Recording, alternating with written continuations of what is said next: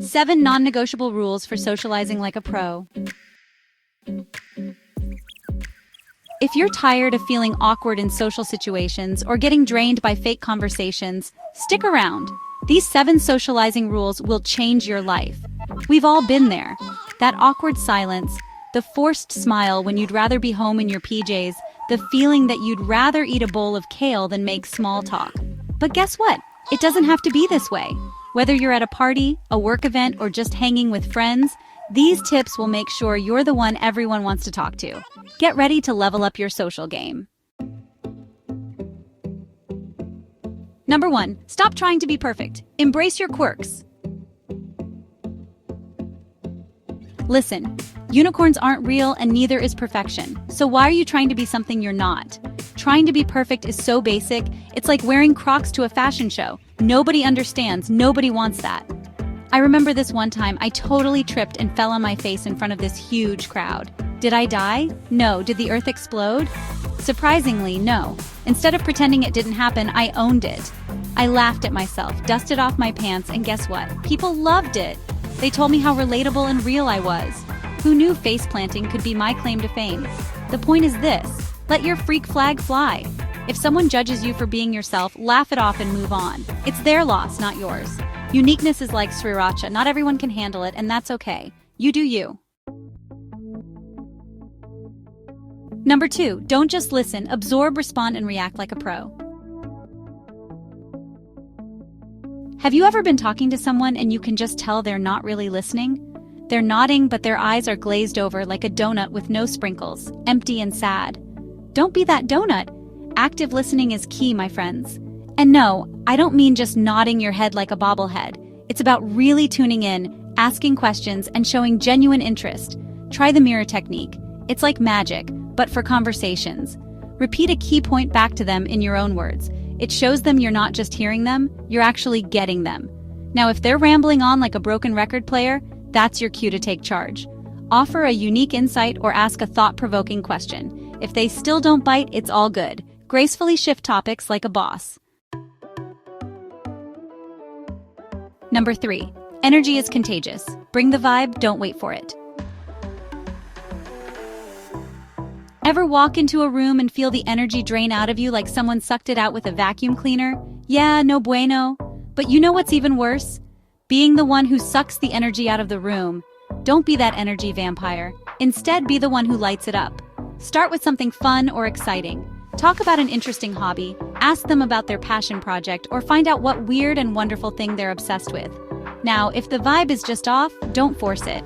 Sometimes, the best thing you can do is politely excuse yourself and find a more positive atmosphere. Your energy is the top most important than worrying about others. So be kind to yourself and leave in the name of self-care before it's too late. Number 4, boundaries aren't just a nice to have, they're a must. Listen up, Buttercup, because this is important. Your boundaries are your best friends. They're like that friend who tells you when you have spinach in your teeth. They might embarrass you in the moment, but they're saving you from bigger trouble later on. If someone is crossing a line, don't just suffer through it to be polite. That's like eating a whole bag of chips when you're lactose intolerant. It's only going to end badly. Use humor or a direct but playful response like, "Oof, that's a bit much. Let's change the subject." And if they push back, calmly stand your ground. You're not being rude by maintaining your boundaries. You're being a boss. Remember, you teach people how to treat you. Number 5, break the script. Stop asking, "So what do you do?" Okay, let's be real. So what do you do? Is the most overused conversation starter since sliced bread. It's like the plain white toast of questions, boring. You're better than that. And so are the people you're talking to. Instead of asking that dreaded question, try something like, "What's the best thing you've done in the past month?"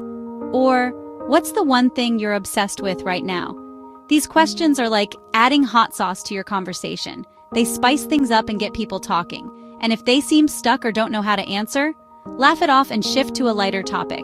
No need to force deep conversations if they're not feeling it. Sometimes it's all about reading the room and going with the flow. Number 6, leave the drama out. Be the calm in the storm. We all know that one person who's like a walking soap opera. Drama follows them everywhere they go. Don't be that person. Instead, be the one who brings the sunshine, not the storm clouds. Instead of diving headfirst into negative topics, inject some positivity into the conversation. If someone brings up gossip, redirect it with a question like, "That's crazy. But hey, have you been working on anything exciting recently?" Look, life's too short for negativity. If someone is being relentlessly negative, change the environment. Politely excuse yourself and go find some positive vibes. People will respect you more for walking away from toxic energy than for engaging in it. Number 7, own the awkwardness. Don't let it own you. Let's face it, awkward moments are inevitable. It's like trying to avoid stepping on a crack in the sidewalk. Eventually, you're going to slip up. But here's the secret. Awkwardness is only powerful if you let it be. When things get weird, don't cringe. Own it. Laugh at yourself or say something like, "Well, that was a weird transition. Haha." It shows confidence and puts others at ease. People are more likely to connect with someone who's comfortable with themselves, even if they're a little bit awkward. Remember, not every social interaction is going to be a roaring success, and that's totally okay. If things just aren't clicking, don't linger. Thank them for the conversation, exit smoothly, and remind yourself that there are plenty of other fish in the sea, or people at the party. You got this. So there you have it. 7 non-negotiable rules to make socializing not just easier, but fun and engaging. Now go out there and become the social butterfly you were born to be. Remember, being yourself is your superpower. Boundaries are your best friends, and awkward moments are just opportunities to make people laugh, especially when you're laughing at yourself. If you loved these tips, drop a comment about your most awkward socializing moment. Don't forget to like and subscribe for more. I've got tons more tips to make you a social ninja. Now go forth and socialize like the rock star you are.